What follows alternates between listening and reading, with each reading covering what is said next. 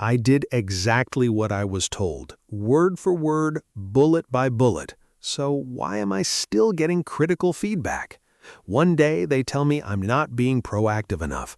The next day they ask why I moved forward without alignment. What do they actually want from me? This is an incredibly common trap in corporate life, and the first thing most people assume is a lack of social intelligence. Am I just bad at reading between the lines?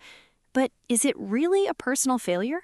I've been working so hard. I triple-check my work, and I listen carefully during briefings. But during performance reviews, the feedback is always the same. Take more ownership. So this time, I took the initiative. I led the project. And their response? Why did you bypass the chain of command? The goalposts keep moving. I feel paralyzed. Here's the irony.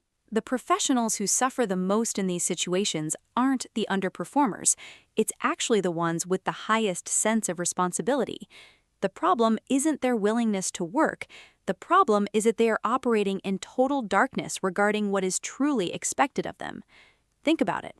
Why can some professionals navigate a vague project effortlessly, while others constantly need micro-approval to take a single step? Is it a difference in talent? Is it a difference in experience? Or is it because the boundaries of the role itself were fundamentally flawed from day one?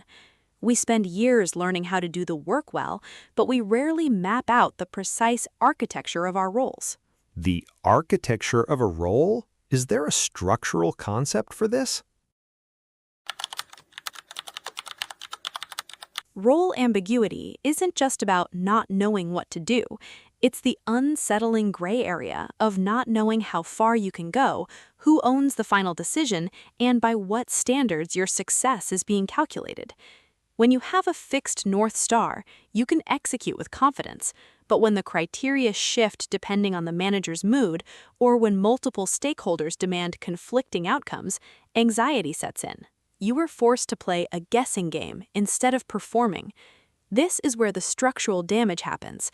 When every decision feels like walking through a minefield, professionals react in two ways. They either become entirely passive to avoid mistakes, or they drown their managers in endless validation requests. The core issue isn't capability, it's the absence of a predictable framework.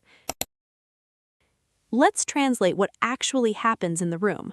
When a leader says, "just figure it out," they usually mean, "I have a specific solution in mind, but I want you to guess it." When they say, "be proactive," they often mean, "take full responsibility for the risk, but let me make the final call." This systemic misalignment leaves you running in circles. You haven't lost your edge, you've just lost your compass. Before you double your efforts, pause and collect data on your role with these three metrics of clarity. 1. Scope. What is the exact baseline of my decision-making authority? 2. Metrics. What are the top 3 indicators that define my success this quarter? 3. Feedback loops. Is my alignment with leadership based on numbers or guessing? If you can't answer these, stop working harder, start clarifying boundaries. But what if your role is crystal clear, yet you still stay silent in every single meeting because it feels too dangerous to speak up? In the next episode, we will dissect the architecture of psychological safety. See you in the next insight.